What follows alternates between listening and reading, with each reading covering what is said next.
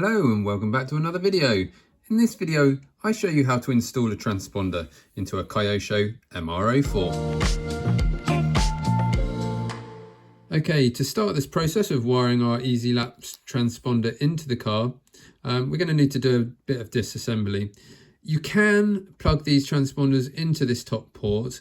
However, in the past with the MR-03s, it's proven very unreliable. The power that is put out of those ports is not consistent, and you can often end up losing laps, which is obviously no good for racing. So we avoid that, and we want to try and power the transponder almost directly from the battery terminals, and you can do that if you feel that is a better option for yourself. It's certainly potentially a little easier soldering, but for this video I'm going to try and aim to solder this to the board in a place where we can have a switched power so that the transponder is only on when the car is switched on.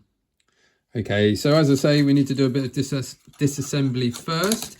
We're going to start off with removing the shock. The shock comes off, and then we're probably going to need to remove the motor wires. Do on this car, get rid of the screws. There we go. Okay, so we've got the rear done.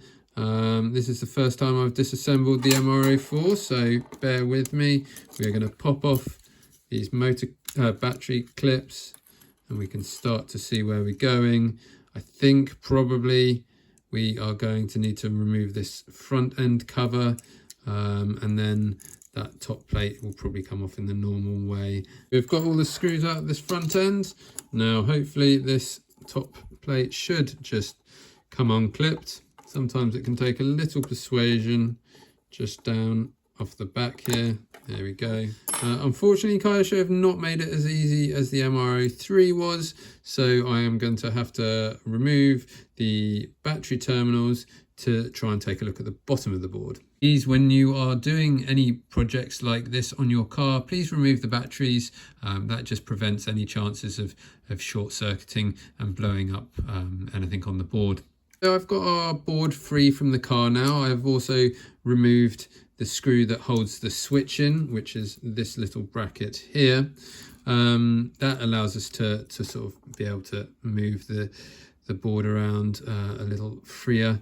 Now you do need to be careful when doing this that you don't dislodge any of these wires or break them off, so be very careful and move the board as little as possible. I have had a bit of a play around with the multimeter to try and figure it out, and actually if you look carefully on the board, you can see the terminal here on the left hand side says SW2. That is the switch power coming back from the switch, so we're going to use that terminal for our positive, and then we also need to have a negative terminal which we're going to need to take from this side here. Now it's a bit tricky to solder onto this side of the board here, so I think the easiest way to do it is going to be soldering onto the reverse side over here. So we just need to have a play around with the wires from our transponder, get them roughly the right length, and then solder them on. Okay, so we have trimmed our transponder wires down to the correct length. The transponder wires will be running through this hole here, which I've removed the cover from, and then onto the board. These plugs, should anyone need a replacement, are a JST 1.25mm 2-pin, so you can order those off eBay quite easily. So while we just wait for the soldering iron to warm up, if you found this video helpful or any of my other videos, please subscribe to the channel. There is a button in the bottom right hand corner of your screen. Currently I only have 2% of my viewers following, so please subscribe, and it would really help hopefully bring more content like this to you in the future. We've got our solder and our soldering iron. All we're going to do is just tin these wires just to get a little bit of solder on the ends. We've got our board held in our helping hands, and I've pre-tinned the terminal. Now all we're going to do is bring in our wire, hold it up to the terminal, touch it with our soldering iron, And there we go.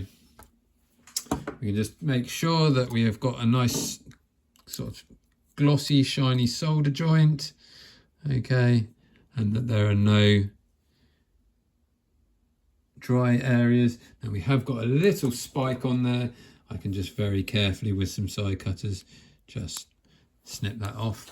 Okay, so that is all good on that side. We're now going to flip it over and do the same on the other. Okay, so exactly the same on this side.